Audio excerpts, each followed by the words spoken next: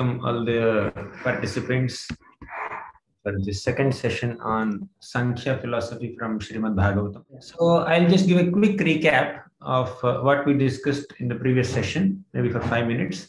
Then we'll enter the today's topic. So in Srimad Bhagavatam, Sankhya philosophy is described at several places. One is in the third canto of Bhagavatam through Maitreya Vidura conversation. Secondly, the Supreme Lord, in his incarnation as Lord Kapila, gives his teachings of Sankhya philosophy to Mother Devahuti. Thirdly, we saw that Krishna also gives the teachings of Sankhya to Uddhava.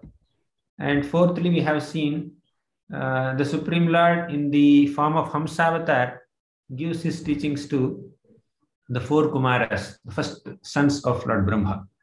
So, like that, there are so many sections in Bhagavatam where Sankhya philosophy is mentioned. So, we also saw what is the definition of this Sankhya. So, basically, Sankhya word means that like it's a perfect process of knowing things. Okay. So, what to know? So, we should know the world around us. We should know ourselves. We should know who has manifested all these things. So thus, Sankhya philosophy is that which explains lucidly by analysis of material elements by which this world is formed and our bodies are formed. But a deeper understanding or a more complete Sankhya is to understand not only matter but also spirit, right? That we have seen in the last session in great detail. So what is to be known? So to know something in a very analytical way completely is Sankhya. So what is to be known? One is world around us. Second is there anything beyond this world which is made of matter? Yes, spirit is beyond matter. Thirdly, what is the cause of this matter and spirit? What is the root of this matter and spirit? That is God. So all this constitute the Sankhya philosophy in the highest sense. But some people, Sankhya stops at understanding the material elements in this world only. Some people try to understand matter along with spirit. But more intelligent people try to understand matter, spirit, and the source of both, that is God. So now there are 5 elements: earth, water, fire, air, ether. So basically, Sankhya tries to analyze and understand the properties, the characteristics of all these elements: earth, water, air, fire, ether, or sky. So these are the 5 basic elements. So, but how to know? One is to know them. But what is the process of knowing? By analysis, by breaking things into small pieces, by synthesis, by combining things, and by hypothesis, and by comparing, by contrasting, by categorizing things, by evaluating, by observation, and by inductive process and deductive process. So inductive process is where you try to understand by your own intelligence, by your own introspection and observation, which is very much important. And there is also a deductive process. So although you introspect and analyze on your own, that has to be a guided analysis. So you cannot analyze out of nothing. You should have some basic inputs. So that means you need to learn some things from teachers. Teachers will tell us what to analyze and how to analyze. So based on the inputs that a student receives from the teacher, he goes deeper into the subject matter and then tries to understand the subject matter more analytically by one's own intelligence. So that's where comes the importance of teachers. So I also spoke by quoting this Bhagavad Gita shloka: Tadviddi pranipatena pariprashnena sevaya upadekshanti te gnanam gnaninaha tattvadarshinaha.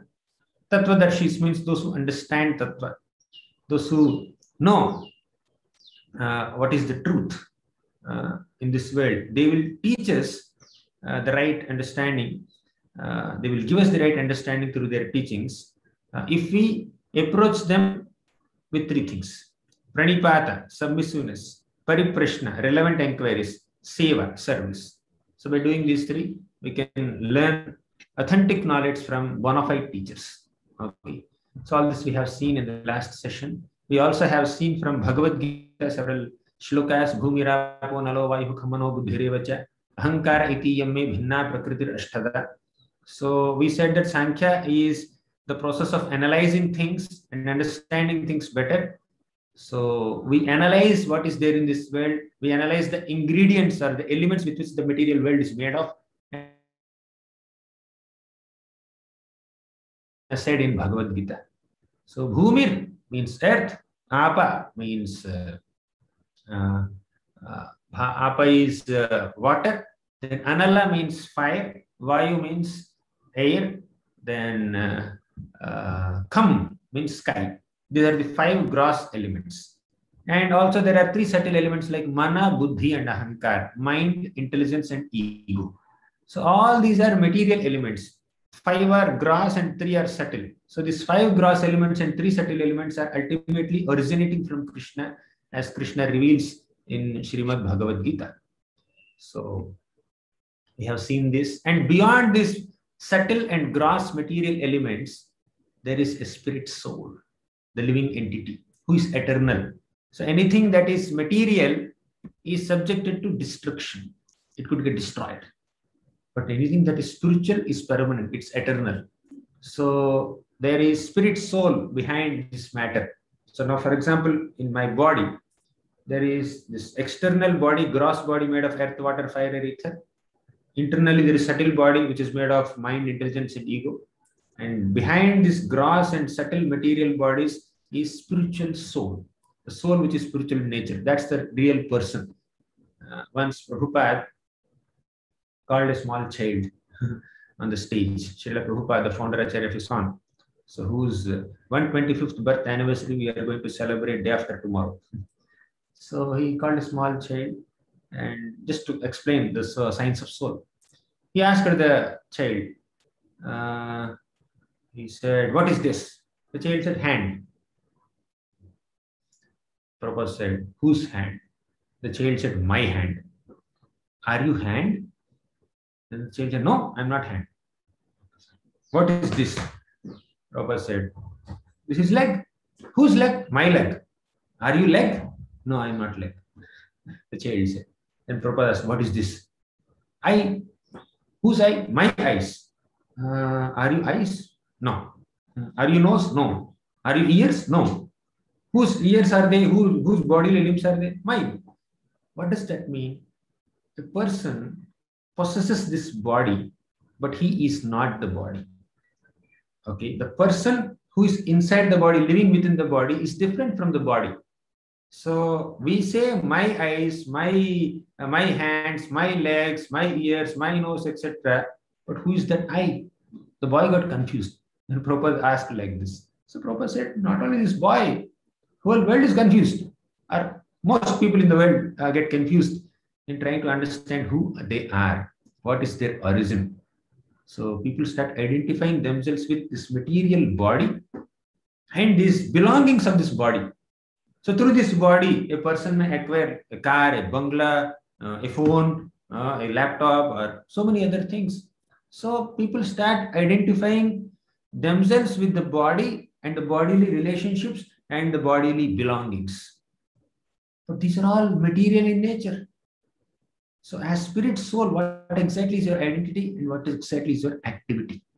Once we understand what is our identity as persons, as individuals, then next inquiry is what is my activity in that identity. Once you understand that you are a teacher, your activity is teaching. Once you understand you are a student, your activity is to learn from teachers.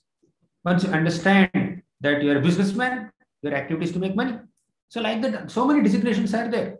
But all these designations are temporary. What is my permanent designation? A person who is a student now could become a teacher later. A person who is a teacher now could retire from teaching. He may start business. He may do something else. Okay. So somebody who is doing some activity now in the material world could change his activity. Then identity changes. The identity is permanent. The identity the real spiritual identity is what that we need to inquire. So Sankhya involves this kind of analysis. So Krishna says, "Apareyamitastvanyam prakritim vidhi me param jiva bhutam mahabaho yayedam dharyate jagat." So beyond this matter is the living being, the real person who is entrapped in the material body. So they are Jiva Bhuta. They are also the energy of the Lord. So all these material elements are the material energy of the Lord, and spiritual living beings are the spiritual energy of the Lord. And Krishna is the maintainer. We have seen Mattaha Parataram Nanyat Kinchidasti Dhananjaya Mai Sarvedam Protam Sutri Maniganaiva. Just like the pearls in a necklace are put together and they are connected to each other through the thread. Similarly, all the elements in this material world stay together because of the invisible presence of the Supreme Lord Krishna. Okay, so he is all pervasive and he is the essence of everything. And as he says, Rasoham apsu kaunteya prabhasmi shishuryayo. We discussed in the last session elaborately that Rasoham apsu kaunteya means apsu means water. So water has some taste. And how does that material element water acquire some taste? Through Krishna, because of Krishna. So the taste that quenches your thirst when you drink water is actually Krishna. He's the active principle, he's the essence of everything. So like that we also have seen this milk example. Let me not repeat this. We can approach milk through any of the five senses. Similarly, our Sankhya also requires the right approach. So ultimately, what is the aim of Sankhya? So people may analyze and study material elements to live a comfortable life. That's one level of Sankhya. Means you do some Sankhya for this purpose. Then people may go a little deeper into Sankhya. They analyze matter and they also analyze spirit. So not only they analyze material elements of earth, water, fire, air, ether, etc., they also understand the nature of soul. So to be detached from matter and to be attached to spirit is the ultimate aim. But beyond that, even beyond that, is to know the root cause of this matter and spirit. That is God. And once you understand that God is the source of all matter and spirit, you try to take shelter of that God. Okay. So these are the aims. So this is a quick recap of what we have discussed yesterday already. Not yesterday, I'm sorry, the previous session, 1 week back. So now let us go deeper into the Sankhya analysis as presented in Srimad Bhagavatam.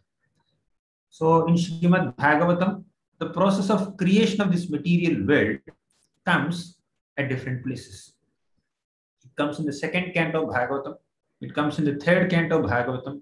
It also comes in the 11th canto of Bhagavatam, and here and there some smaller sections. So now, how exactly this world manifested? So there is an expansion, one form of God called Karanodakashayi Vishnu. There is a big ocean called causal ocean. That is called Karana Samudra in Sanskrit.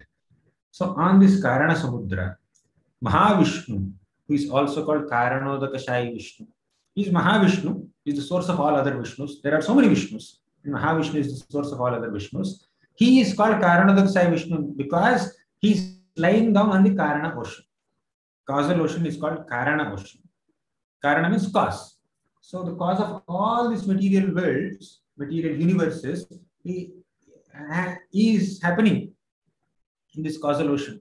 So now, because this Mahavishnu is lying down on this Karana ocean, Karana Udaka Shayi Vishnu. Udaka means water. Karana Udaka means the water of causal ocean. Shayi means one who sleeps, one who lies down. So that's why it's called Karana Udaka Shayi Vishnu. So when this Karana Udaka Shayi Vishnu breathes out, means exhales, then millions of universes come out of his bodily pores. That's how the creation begins, according to Srimad Bhagavatam.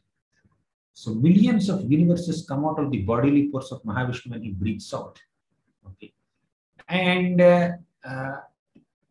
Now, you may wonder, this is mythology. This is too much. Okay, universe came out of the bodily pores of God. One may not immediately believe, but Bhagavatam gives a very simple example. You know, this spider, this entire spider web came out of spider only. From its own mouth, spider has emanated so many threads and created a big network, such huge network. Okay, spider web, and sometimes it becomes so thick. And if somebody destroys it, again the spider has the ability to create another spider web from its own body, from its own mouth. If a spider has the ability to create such a big network, big spider web, why can't the Supreme God have the ability to create this network of universes, right? So that's how the Lord is compared to spider. Of course, spider is so insignificant compared to the Lord, but in terms of manifesting a big network of spider web, spider is doing it alone, not depending on anyone or anything. From its own body, it is generating so much. Similarly, the Supreme Lord also from his own body generates millions and millions of universes. See, he's lying on the causal ocean, and from his bodily pores, so many universes are coming out, all the circuits. So, who said this to whom? Once Narada Muni asked Brahma about the creation of the universe. This is mentioned in the second canto of Srimad Bhagavatam, and this also comes in the third canto of Srimad Bhagavatam. So Narada Muni asked Brahma. So Brahma is popularly known as creator, but he is only a secondary creator. The primary creator is Lord Vishnu. Okay. So Brahma is only secondary creator. So what does that mean? I'll tell you one small example. It's monsoon now in India, and many farmers are doing agriculture. And in India, generally during monsoon, many farmers do rice plantation. Okay. So they are cultivating this rice crop.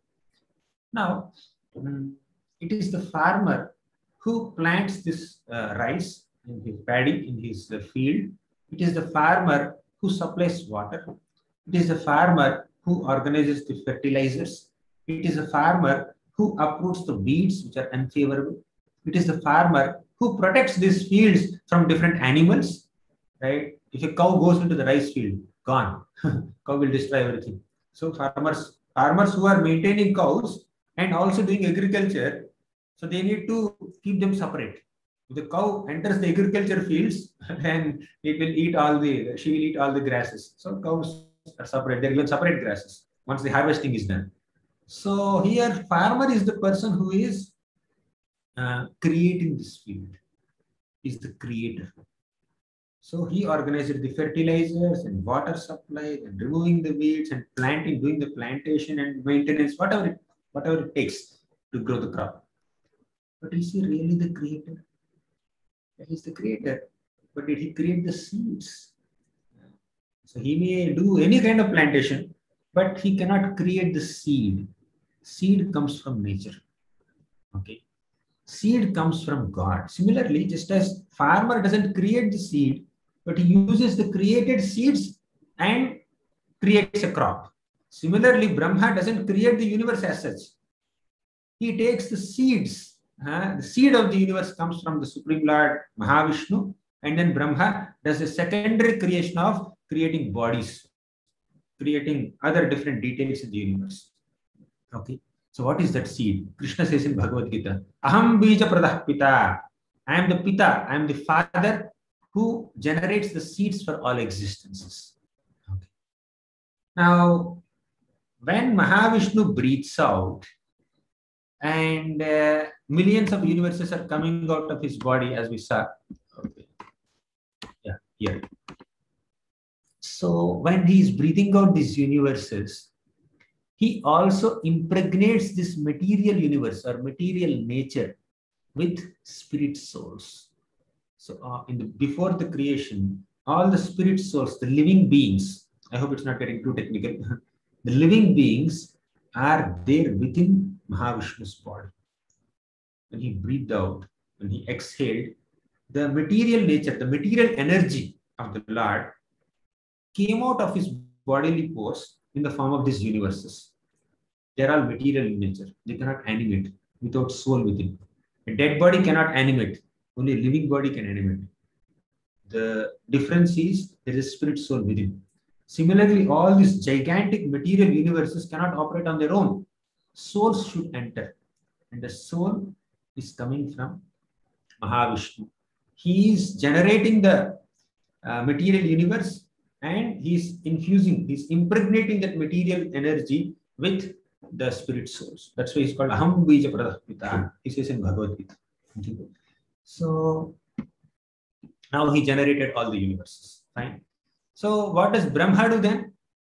So souls are coming from the Lord, and the material universe, the big shell of material universe came from Mahavishnu, and souls also came from Mahavishnu. Now Brahma's job is to create different planets, planetary systems. There are 14 planetary systems. We are in Bhuloka, Bhumandala. This is the middle planetary system. There are upper planets, there are lower planets. Lower planets are Atala, Vitala, Sutala, Rasatala, Talatala, Mahatala, Patala. Upper planets are, now this Bhuloka is there. Above that, there is Bhuvarloka, then Swaraloka, then Janaloka, Tapoloka, Maharloka, Satyaloka. Satyaloka is also called Brahmaloka. Like that, there are 14 planetary systems. Brahma has to manifest all of them. Okay. With the ingredients given by Mahavishnu. And so many souls are there. So all these souls must be given the appropriate bodies according to their proclivities, their inclinations, their tastes, their past desires. Okay. So Brahma has to create bodies now. Brahma creates multiple bodies. Okay, I'll come to Brahma's creation a little later. Let me just complete Vishnu's creation. He's the primary creator. Mahavishnu is the primary creator of the universe. Brahma is the secondary creator of the universe. Okay. So let me just say, this universe came out of Mahavishnu's body, but the universe doesn't come the way it is seen now. Universe first comes in a small seed form. Okay. Small, just like when you plant a seed in the soil, what comes out? Plant comes out. Immediately, tree does not manifest with all the fruits and flowers. First, the seed takes some time, a few days or a few weeks to sprout, and then 2 leaves will come out like this. Okay. Last time in our GEV, we ate some mangoes last summer, and we threw the seeds in our corridor, just in front of our ashram. Now this year, we saw some mango plants growing. I think they have been growing, but now the plants have become little this big, maybe some 3-4 feet tall. By this summer, it took 1 year for the mango seed to generate such a plant which is maybe 4 feet tall. Okay, and it will take some more years for that small plant to grow into a big tree. So just like a plant has different stages of growth, it just first fructifies slightly, and then 2 leaves will come out, and then stem will come out slightly, and then there are more stages. Similarly, the universe also doesn't just come out. It first comes out in the form of a small seed, which is called Pradhana. So Pradhana, so Mahavishnu impregnated the material universe, and first Pradhana manifested. So this Pradhana is that form of material world or material universe where the 3 modes are not active. What are the 3 modes? I'll let you know in a few minutes. But before that, so Mahavishnu generated this Pradhana, and he impregnated this Pradhana with Kala, Karma, and Swabhava. I hope it's not getting too technical. Maybe in Q&A session, you can ask your questions. So Kala means time factor. So everything in this material world is manifesting because of time factor. So time, by the passage of time, all these transformations take place. Now, just like that mango seed became a plant in a year, and it will become a tree in few years. So by the passage of time, all these transformations and improvements, developments, and deteriorations. There is development of matter, and there is a deterioration of matter also. A small bird will develop into a nice fragrant flower, and that nice fragrant flower will deteriorate into some decomposed brown powder. It will become brown powder. So there is development of matter, there is deterioration of matter, as long as there is soul within, right? As long as there is soul within, there is development. When soul goes out, it deteriorates, like that. That's the general trend. So everything is happening by time, that is kala. What is this karma in Swabhava?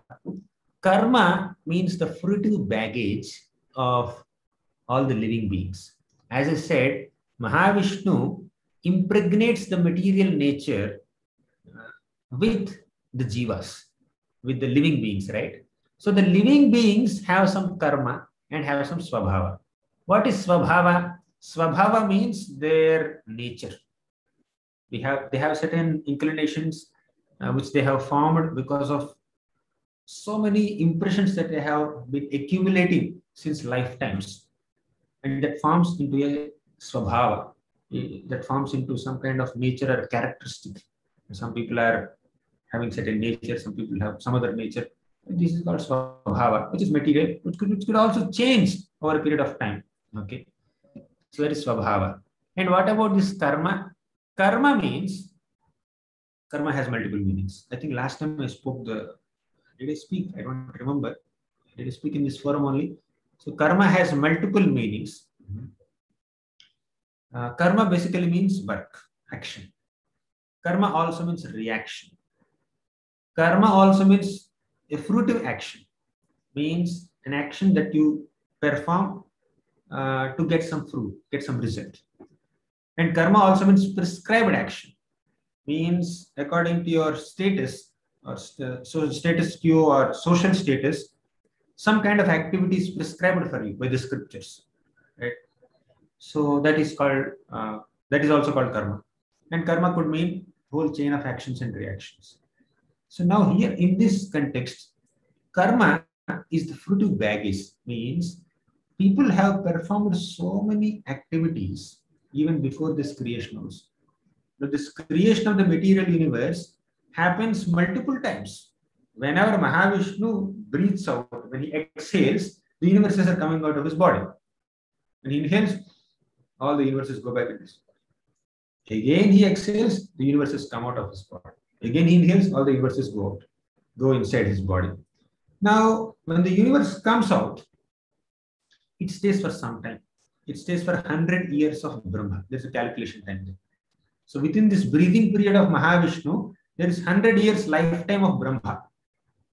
So during this lifetime, these living beings that came out of Mahavishnu's body and entered this universe will get to exercise their desires. So they have some desires. They have some material desires to fulfill. That's why they have taken birth now. Okay. That's why they again entered the material world to pursue those material desires. Okay, is it clear? I hope things are. It's a technical subject matter. What should I do? It's Sankhya. So to fulfill those material desires that they could not fulfill in their past life, they appear in this material world now, again in this creation. So they are given this 100 years of Brahma's lifetime. Okay. So during this time, an ordinary living being may undergo multiple lifetimes. Okay.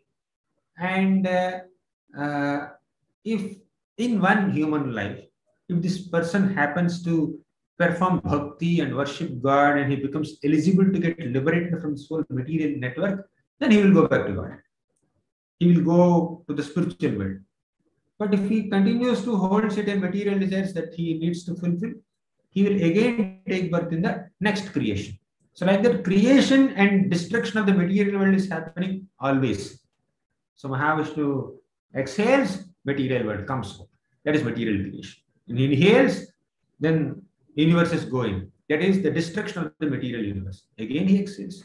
So, but the spiritual world doesn't, it's never created or destroyed. It's always existing. It's eternally there. Right? Only the material world is created and destroyed at certain periods. But the spiritual world is never created and never destroyed. Okay, it's always existing eternally, as eternal as the Supreme Lord. Okay.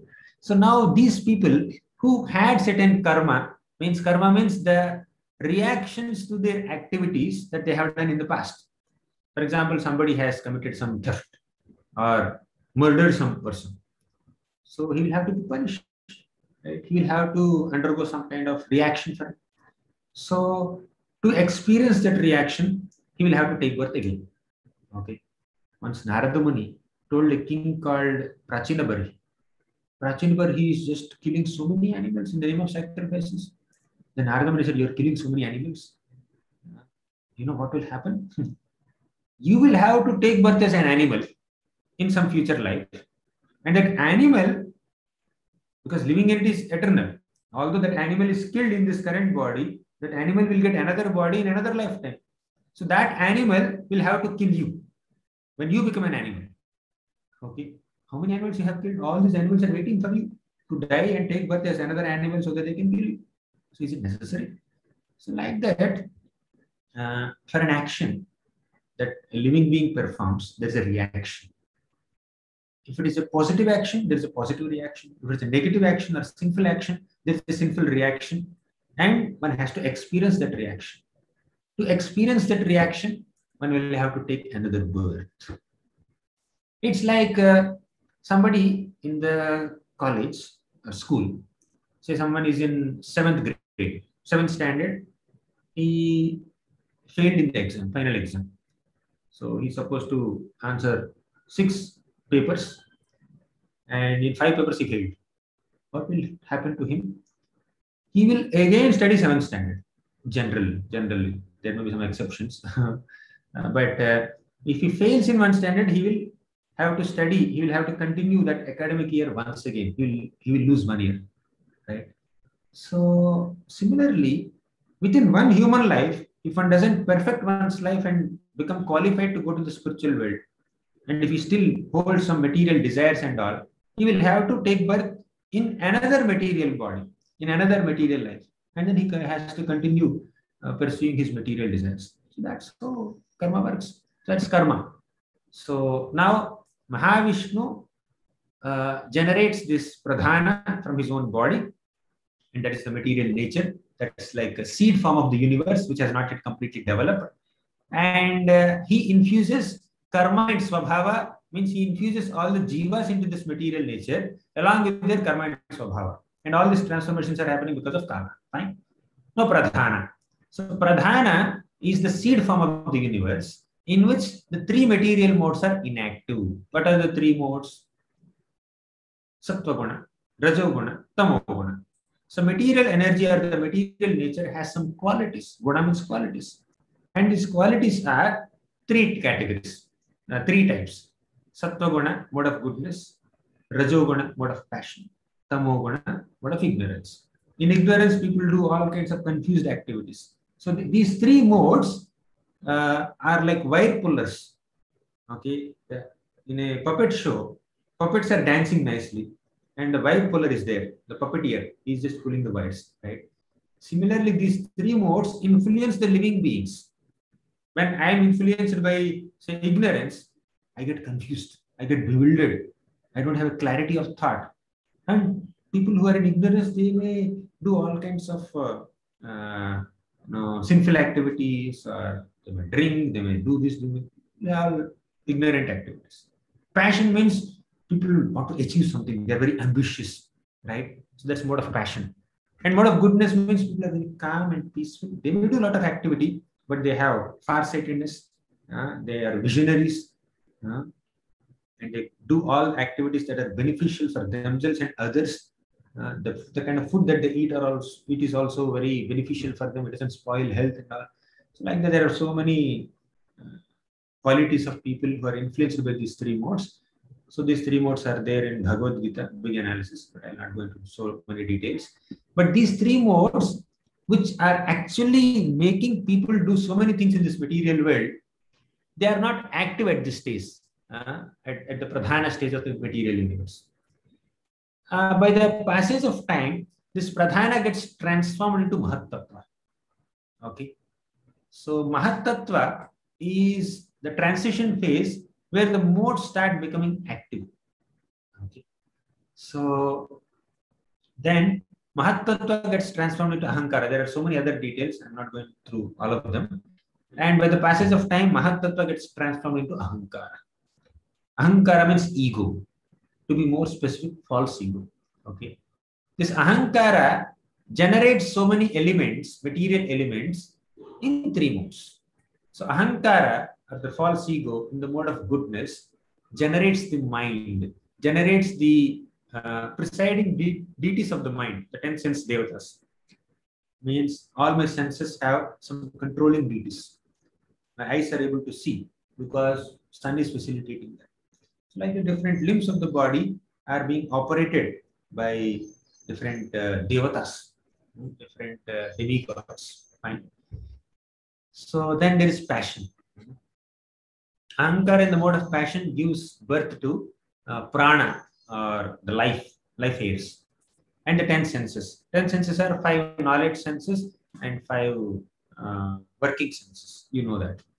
Then intelligence. They are all products of passion. And in Ahankara and ignorance gives rise to 5 gross elements and the 5 tanmatras, or sense objects. Tanmatras means sense objects. How? See, first the sound element is generated, and from sound comes ether. Ether is the gross element, sound is the subtle sense object. And from ether comes the sense of touch, and from touch air is generated. See, from the subtle element, the gross element is generated. That's how the elements unfold. And from air, form is generated, and from form, fire is generated. And from fire, taste is generated. From taste, water is generated. Now, you see, as we are progressing in the manifestation of these gross material elements, the qualities will increase. For example, water has all these qualities. So, water has some form. Basically, it takes the form of things that it is poured into, at least, right? So then water, we can touch water also. It has a sense of touch. As soon as you touch water, you understand something is there. Then water can also make sound. Okay, it means water has all these qualities. Apart from that, water has taste also. And air doesn't have taste. You can feel the air by your sense of touch, but you cannot taste the air. Right? So then from water comes smell, and from smell comes earth. So earth has all these qualities. Okay. So basically, this is the process of manifesting all the ingredients of material nature. So now we have so many elements formed here: earth, water, fire, air, ether, then sound, touch, form, taste, smell, and there are senses, there's intelligence, there is mind, there is ego, there are some presiding deities of all these elements. Like that, from Mahavishnu's body, all these elements are generated. Universe has not yet formed. Universe came out in a small seed form, and all these material elements got generated. Now all these elements have to combine with each other to form the universe, the material universe. It's like you go to the vegetable market, you may bring brinjal, you may bring coriander leaves, you may get mustard seeds, you may get ginger, you may get tomato, paneer, oil, spices, mirchi. You may get so many things. Only ingredients are there. You can't just eat them like that, right? So the ingredients, now the ingredients for the manifestation of the universe are generated now: earth, water, fire, air, ether. At this stage of creation,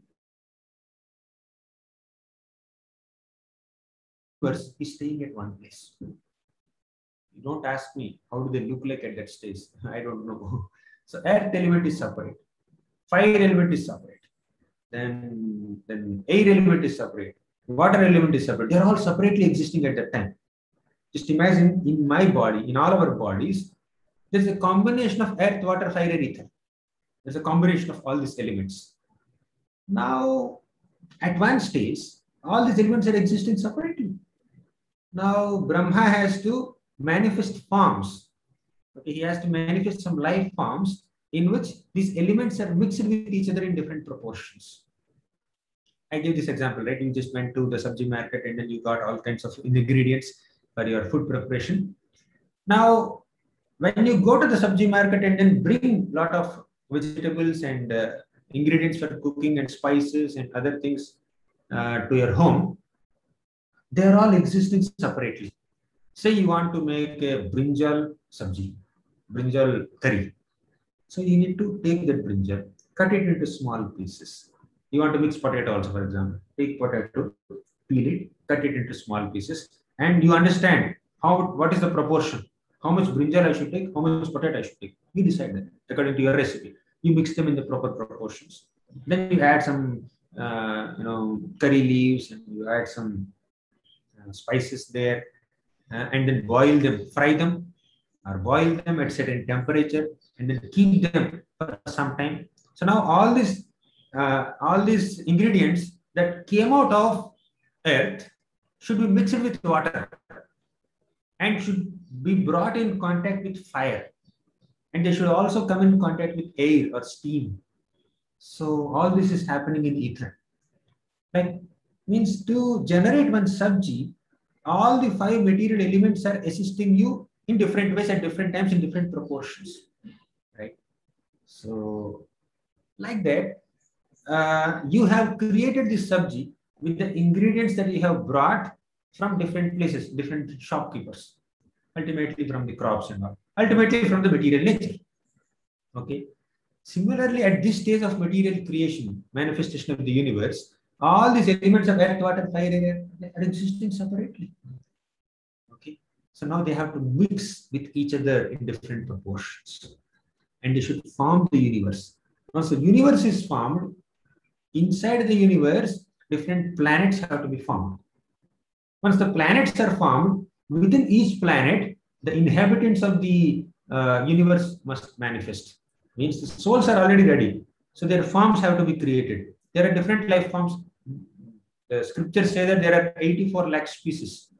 You need to create birds, you need to create mammals, you need to create human beings, you need to create devatas, you need to create rakshasas. There are different species. So all different species of living beings must be manifested. Brahma does it. And the living beings will enter those species according to their mentalities, their karma. Say somebody has a lot of desire to eat flesh. Within human body, he may not be able to eat a lot of flesh. So then, because of his material desire, he will be given some tiger body or a lion body or a jackal body in which that living being can enjoy eating flesh of other living beings. So like that, because depending on activities of people, they end up in different species. So species have to be created, universe has to be created, and different species stay in different planets. Just like you may manifest a 14-story building for a school, for example.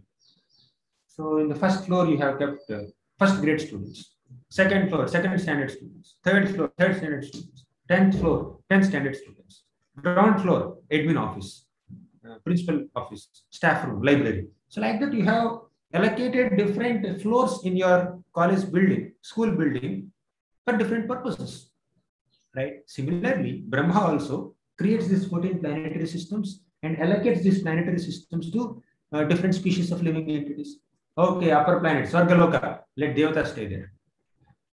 Earthly planet, let human beings stay there, along with some animals.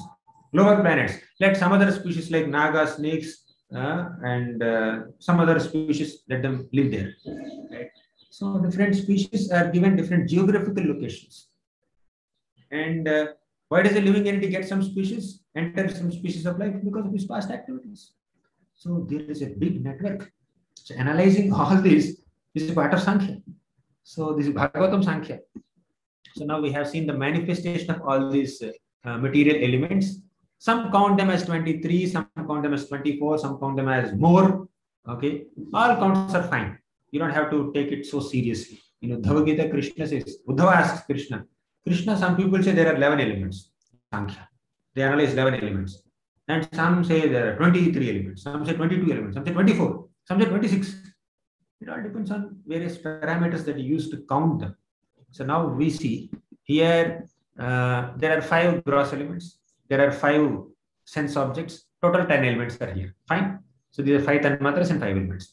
And there are 10 senses. Fine. Total 20. And there is intelligence. 21. And there is prana. You can count, you may not count also, up to you. Okay. Say it becomes 22, then mind 23. So then some people count ego also, it becomes 24. Some people count Mahatattva also. Means they are counting the source and also the effect of that source. The cause and effect, both they are counting. So it's up to you how to count. Count doesn't matter so much, right? So, and you take each element and then you start analyzing them, find out the characteristics of Mahatattva, what are the qualities of sound, what are the qualities of fire, what are the qualities of earth. So like that, you keep on analyzing things. That analysis is Sankhya. But this is all Sankhya in which material elements are analyzed.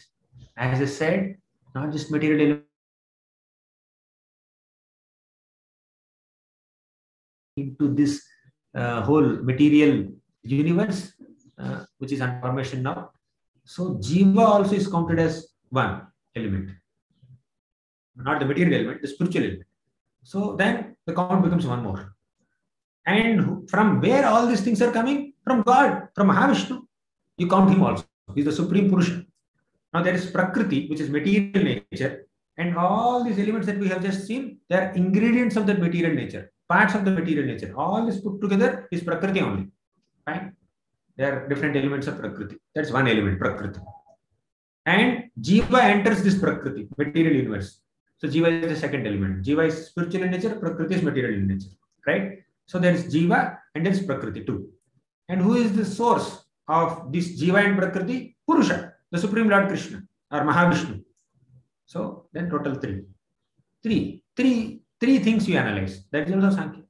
Right? So now three elements only are there. Now in Prakriti, you take earth, water, fire, air, ether, sound, smell, etc. Then it becomes 23 elements. So many elements are there. So like that you keep on analyzing. But if you stop at analyzing only matter and material elements, that is material Sankhya.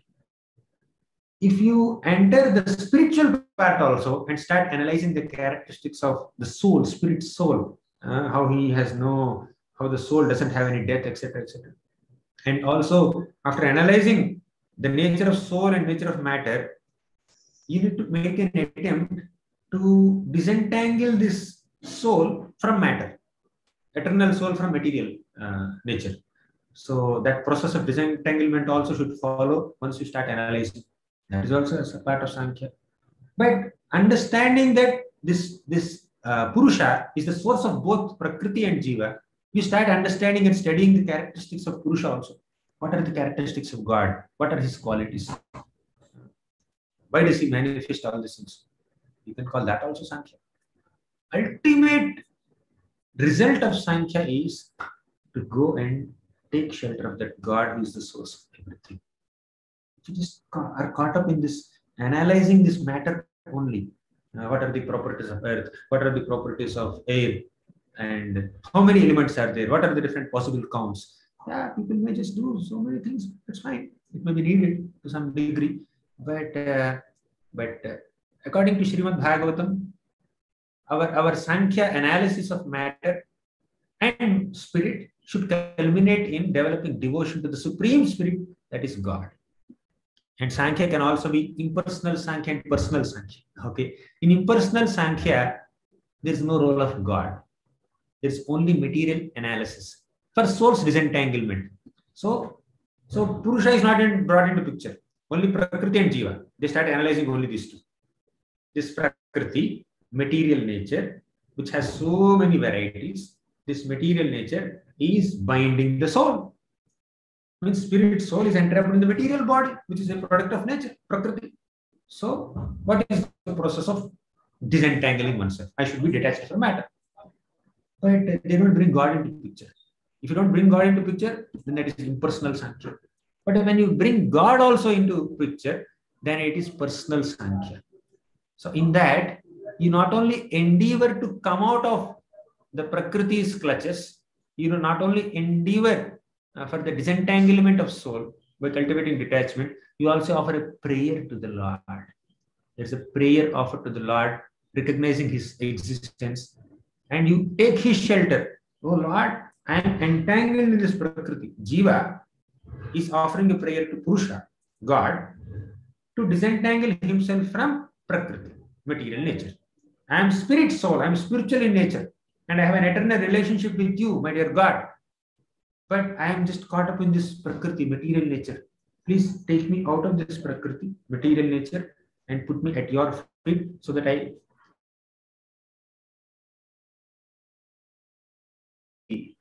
company of yourself, eternal self. So that is the glory of Bhagavatam Sankhya. So Sankhya analysis.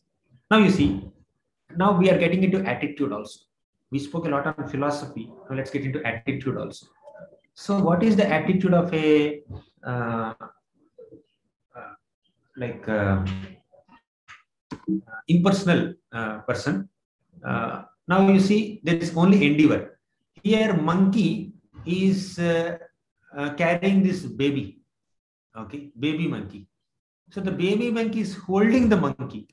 So baby is doing endeavor for its own survival, holding on to the mother. Fine. So this is one case. But the second case, the kitten, it's not doing anything. Okay, it's completely dependent on mother cat. Okay, so it's only prayer. So means some people try to only depend on God. Oh, they just offer praise. They don't do anything for their disentanglement. Okay, and some people they do only endeavor to disentangle themselves from matter.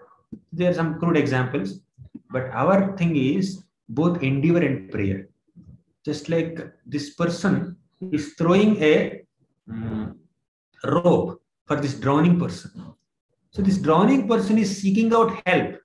Oh, I'm drowning in this Prakriti, I'm drowning in this material existence, I'm rotting in this material existence. Can someone help me? A guru or Krishna will throw a rope. So there is prayer and there is also an endeavor. To catch that rope, this person has to somehow manage to reach that rope and then catch. So there is prayer, there is endeavor. So once you understand that you are a spirit soul and you are caught up in this material world, you need disentanglement, you need liberation from this material world. You need to understand that I must take shelter of God. Okay. So that is endeavor and prayer. This is what spiritual seekers do who are doing bhakti yoga according to Bhagavatam. So ultimately, what is this purpose of Sankhya? So the great devotees and exalted souls are compared with Hamsas. What does Hamsa do? Hamsa has this Nira Kshira Viveka. Nira means water, Kshira means milk. Viveka means the discriminatory power.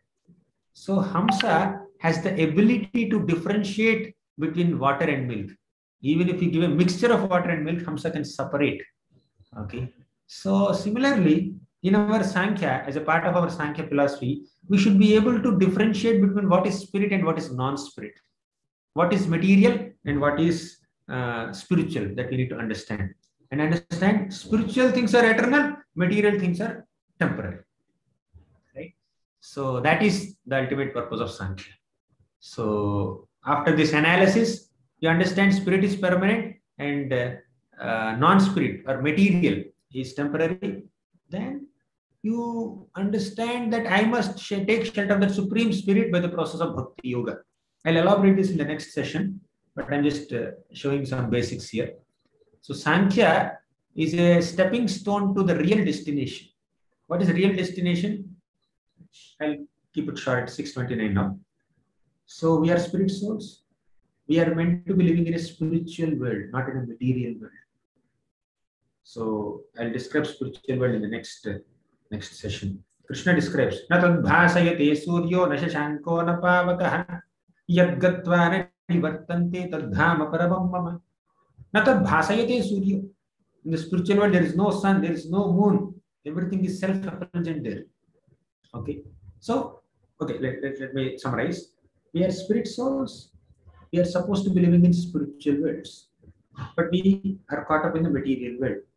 So once you analyze this material world, analyze your own nature as spirit soul through Sankhya, you need to develop detachment from the material world and attachment to the spiritual world and make an honest, humble attempt to go to the spiritual world. That's the ultimate culmination of your Sankhya analysis. Okay. So that's Sankhya is a stepping stone for the real destination. I'll give a quick preview of what I'm going to speak in the next session. So purpose of Sankhya is to detach oneself from matter, and I'll elaborate this shloka. Nehayat karma dharmaya narigragaya kalpati na tirtha padasevaya jivan api mruto hi saha. I'll elaborate this shloka in the next session. Okay, this also I'll take in the next session only. So I think I will stop here. It's 6:31 now. So thank you so much for your patient listening.